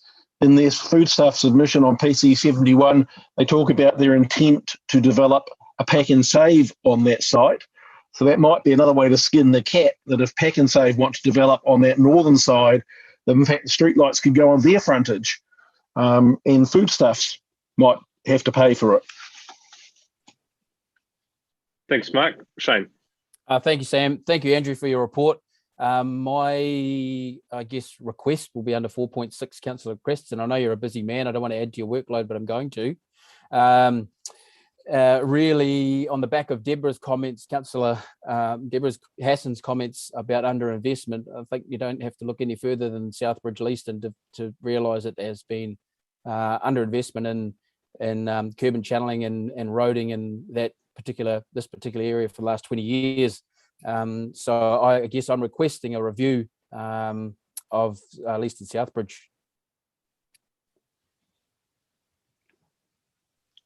Shane, I'm not quite sure what your request is there. The item on the agenda is really just a review of matters that were raised last time. Investment in our roading infrastructure has just been done through the long-term plan. and so to do any further work on that would require all the pros and cons of budgets and everything else split across the district. So I'm just not quite sure what you're wanting. Oh, can you hear me? I think it's quite obvious, Sam, that there hasn't been any investment in the local roads within the East and Southbridge for the last 20 years. It's not on the map, and I'm trying to get it on there for the future. So where do we need to start to do that? And I guess that's what I'm asking Andrew. Great. Okay. Councillor Miller. I want to support Deborah, particularly on the undergrounding fund review of that. It's probably a hangover from the good old days, that policy, and it's probably an amount of money that hasn't been widely known about. And I think it'd be worthwhile reviewing the policy. I note that the policy that's been formulated was only last November, which was seems to be in response to a request I made that there was internally respond. But yeah, 3 million sitting there, and we dish a wee bit out here and there doesn't seem to be a great use of funds. And I think we should actively sit down and review it and decide, is it the best use of funds? Should it be, as Deborah said, used now while we've got it, or is there a better use for it? So I'd support Deborah in at least reviewing the policy and reviewing the way we spend it. Thanks, Grant. David. We actually had a chat about underground funding, if not last council meeting, the one before. And the outcome from that, Mr. Mayor and councillors, was that a review will be commencing shortly, and that'll be part of the policy review that we bring back to council in November of this year. Great. Thanks, David. Andrew, any last comments on the things the councillors have just raised? Yeah, I think just in response to Sophie's comments about Gerald Street and the cycling facilities, obviously our ultimate outcome for that is with the upgrade for the Lincoln Town Centre, and we understand the timing now that's been agreed by the council for the long-term plan. I have talked to Sophie and also Nicole in regards to perhaps some things that we could do to sort of improve the existing cycle lanes through there, like some green paint across some of those main entranceways and things like that. But that would certainly be something that Mark and his team can work through in terms of identifying anything further that we can do within the constraints of the existing situation, if you want to put it that way.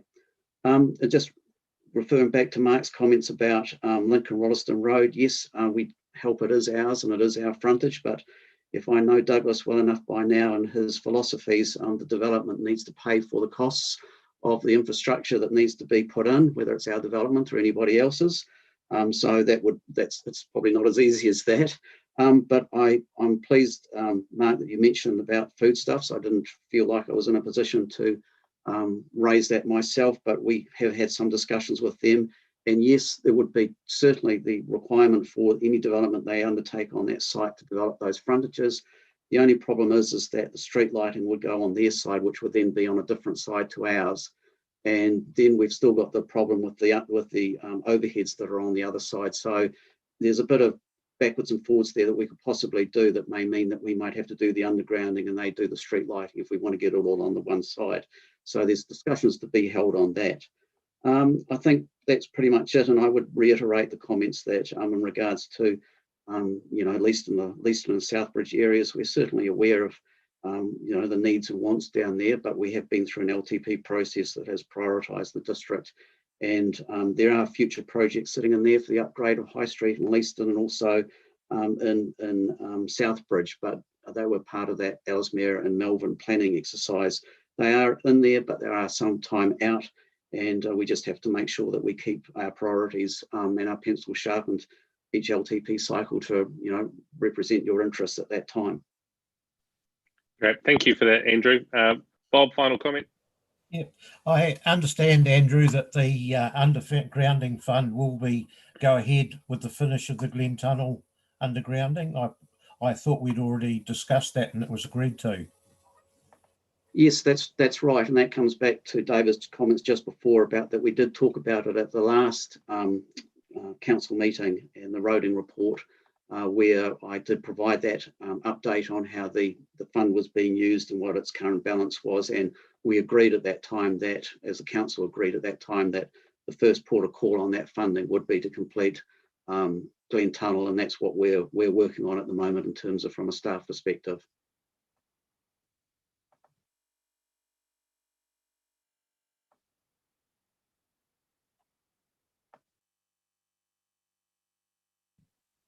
You're muted, Sam. Thank you. We will jump to Mark Chamberlain now. I'm going to guess Eldredis Road was your screensaver before your face popped on, and there's a buzz bar when we get back into council chambers for anyone that guesses correctly Mark Chamberlain's screensaver there. Thanks, Andrew, for your report. Mark, you can take your part of the report as read, but please highlight anything to us now you'd like to raise with council, and there'll no doubt be some questions. Yeah, tēnā koutou. Yeah, I think it was Eldredis Road actually, but you want to get the buzz bar straight away, so no one else gets a chance. Yeah, just with the undergrounding, I just made contact with Orion about the completion of Glen Tunnel, which was all designed at once, but was done only part of it. So about a third of it's done, another 2/3 to go. So I had a meeting arranged with Orion last week, then we went to lockdown. So just have to zoom in with them or meet up in next week or so. I'm just taking most of it as read. I was just going to say a few things under road maintenance. Obviously, under the lockdown, there's still essential maintenance going down. So there's still the patching trucks out there, maintenance grading, signs and reacting to things out there. But there's also a few larger holes and unsealed network that they're doing work on as well as some work on Coes Forward. The water levels just dropped down low enough, so you may have all had information about Coes Forward. Seems to be a special topic at the moment. But they're clearing some gravel out there. Forecast rain in the weekend, which may bring the level up again. So we're just going to see what happens with that gravel gone. May not have such an impact, and then we'll open it up as soon as it's safe to do so. But I didn't have much other than that. The report tape was read and answer any questions that you may have. Good, Mark. Thank you for that. Mike Alexander. Thank you. Just on page 152, the naming of the new road through the Rolleston Reserve. It notes that at this stage, the Rolleston Residents Association hasn't been consulted. I would strongly recommend that they actually be consulted. There's not many opportunities now for the Residents Association to acknowledge some of the history in the area, and that this road may be one of the last chances to actually acknowledge some history, whether it's iwi or of past residential family with strong connections to the area. So I would strongly urge that we do actually consult the Rolleston Residents Association seeking names for that road. Thanks, Mark. We'll come back to you, Mark Chamberlain, at the end if there's any comments from what councillors raised. Councillor Epiha.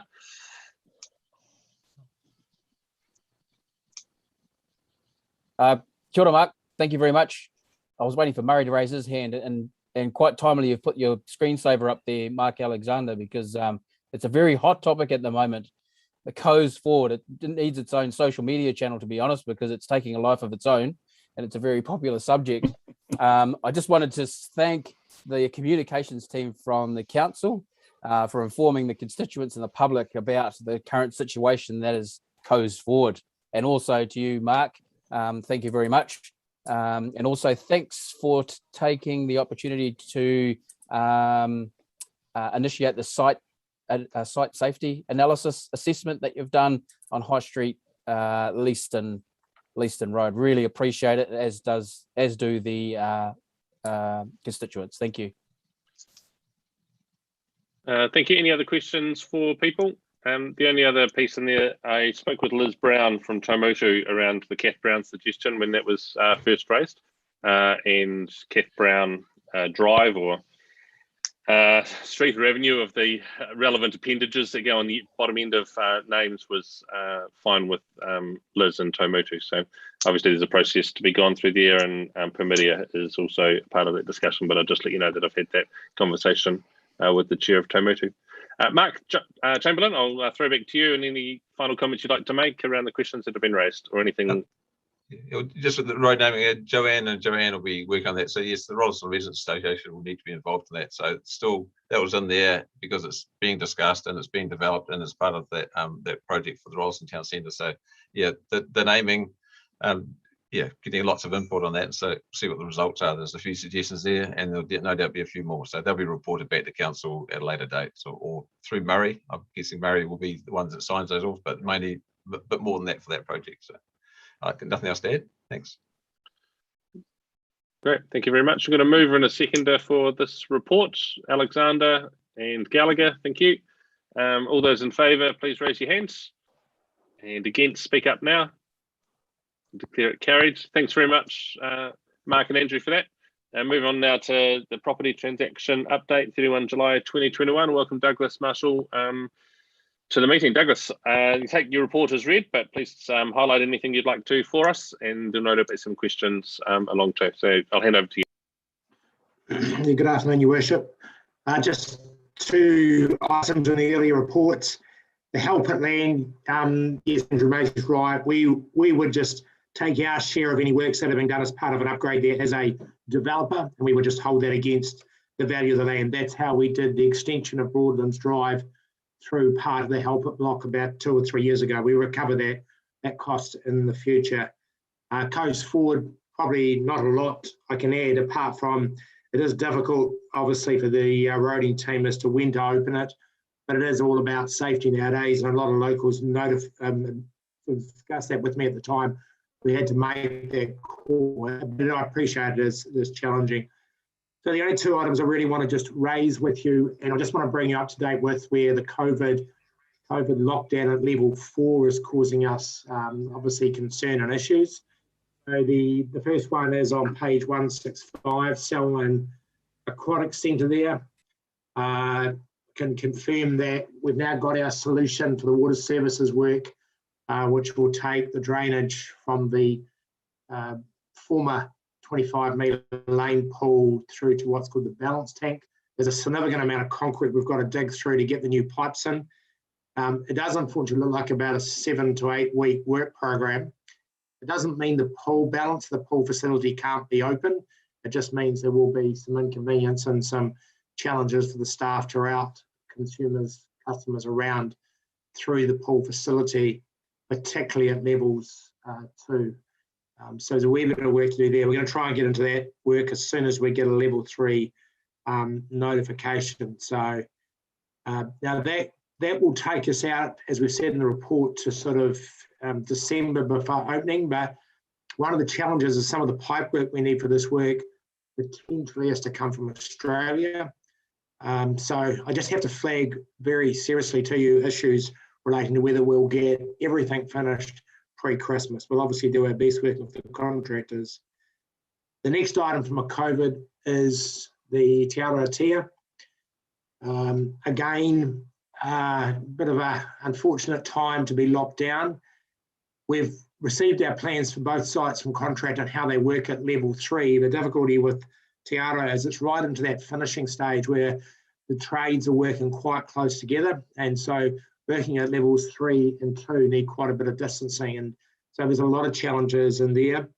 There's also parts of the fit-out coming from Auckland. There's also parts of the fit-out coming out of Wellington still to occur. So again, some real challenges if we can't get this equipment and these final pieces out and onto our site, and we're able to work as quickly as we're allowed to under the different levels.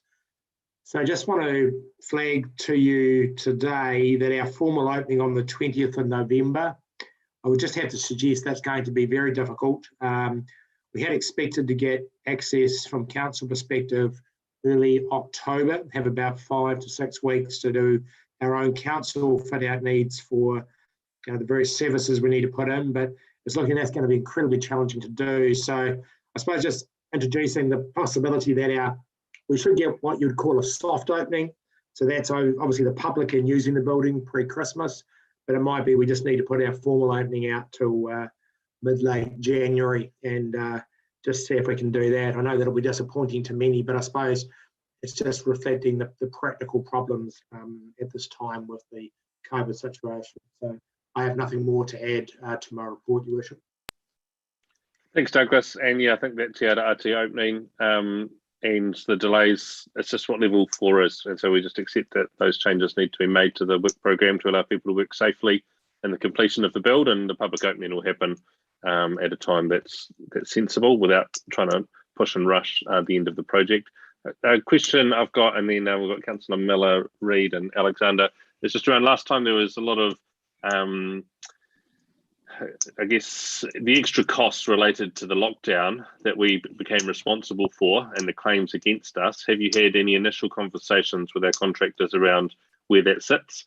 And is there anyone, like last time there was a contractor that caused a bit more trouble, and is there a way that we will be able to think about preempting some of those numbers rather than dealing with it at the end?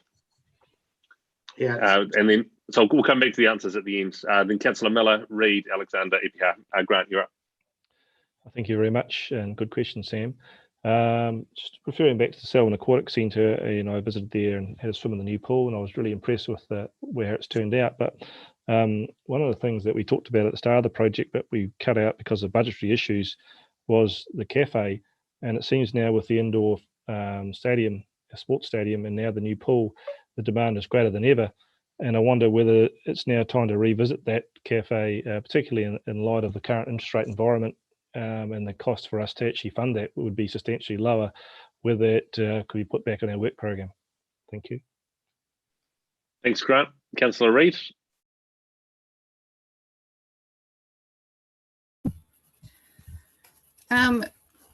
Thanks, Grant. Your comment. Yeah, I second that as well. There has been questions raised as to why we don't have a cafe there, and the Waimakariri one has opened, and I saw the video, and it's got a cafe, and was talking about that as well. And now that the issue is the number of people that would be around, but there's certainly been a lot of people going through that sports centre and that whole playground hub, and it's also going to have another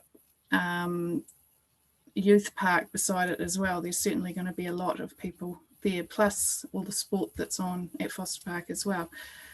My main thing I wanted to ask about was Reed's Pit, and I see that has been added that community plantings are to be undertaken over the next 12 months. I'd raised in the past about that Broadfield School had been doing planting there, and I'm just wondering if we can talk to the Rolleston Kahuiako, who are the Rolleston schools, whether they want to be involved in doing community plantings. I have actually been approached by Rolleston College Year 13 student that their sustainability class is wanting to do planting on a project, so this would be quite a good one for them to get involved with if that was possible as well. So just mindful that this is on the outskirts of Rolleston, and it would be good to have that buy-in from our actual community with that project, and it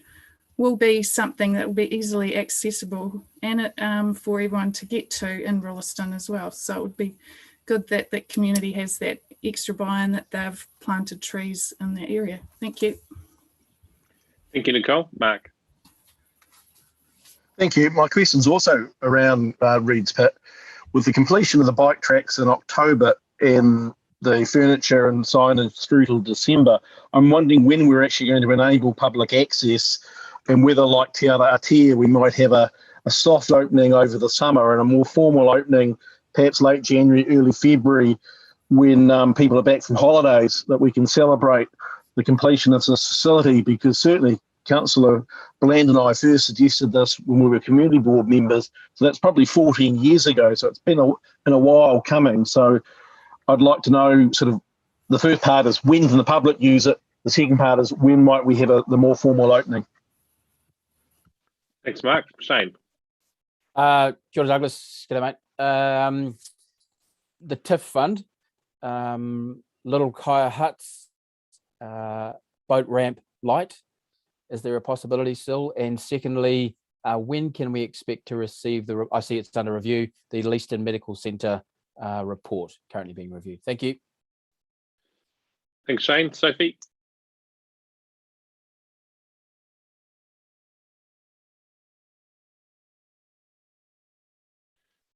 You muted, sorry, Sophie. Sorry. Kira Douglas. So I just wanted to add to the Reed's Pit thing. I know that originally Broadfield School were doing a lot of planting because it was in their school zone. They're actually redoing their school zone. So actually 2 or 3 sides of that area will soon be zoned for other schools, not Broadfield anymore anyway. But I just wanted to congratulate all the staff still working on those land parcel transfers with DOC. It's obviously the Crown Reserves, it's obviously a very long process. So good perseverance. I know it's not there yet, but it's just like, yeah, good to see there's still progress. Thank you. Thank you. Mark Alexander. Yeah, so I had one further question on the surplus land disposal, where the report notes that the Minister was in support of the process and it doesn't seem to be going anywhere. I wonder, Mr. Mayor, if it's time that you have a word with the Minister to get her to put some enthusiasm back into her department so that we might make some progress. Yep, happy to do that. If Douglas wants to draft something, we can let ahead it and get in contact in the first instance. Douglas, I'll hand back to you, and maybe also if you just want to touch on the meeting that was held with Fish and Game, talking about camping in the Coleridge Basin and preparations for the summer. Yeah, thanks, Sam. I'll touch on that one first. So we have a lot of interest up in the Coleridge Basin from Fish and Game to allow fishers to camp in that area. There is a campground at the Harper intake end, which is a okay campground. It's not perfect. It's got very minimal facilities. It's not that close to the lake, so it's not that popular with fishermen.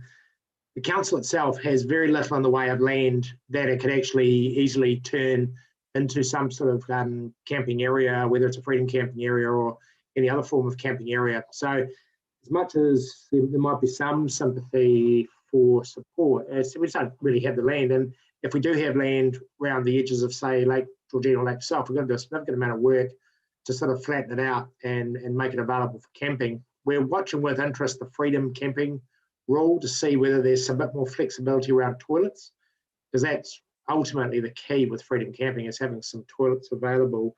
So we have, unfortunately, well, fortunately or unfortunately, which way you look at it, said to Fish and Game, we sort of perhaps understand your argument, but we just don't have the area, and we just think at this stage trying to do something that's not actually within the spirit of either the Reserves Act or Local Government Act or even just good practice, we just can't make anything available for fishermen overnight. So that's the situation with Fish and Game. We will continue to be alert to it, but we have obligations to look after and not have the land, with people camping which is not appropriate or safe. The COVID lockdown questions. Yeah, a lot of these things, unfortunately, fortunately or unfortunately, depending on which side of the contract you sit under, do play there. We found, Armitage, who are our main contractors here, but very reasonable to deal with. The costs they're claiming are, we think, generally are fine and appropriate to claim, and we do have a couple of review processes we use. So our experts are looking at that already. So we will obviously try and keep our costs as tight as we can. Cafe, yep, noted. Remembering we're also doing a little bit of work on the next stage of a potential gym sports building on the SAC site.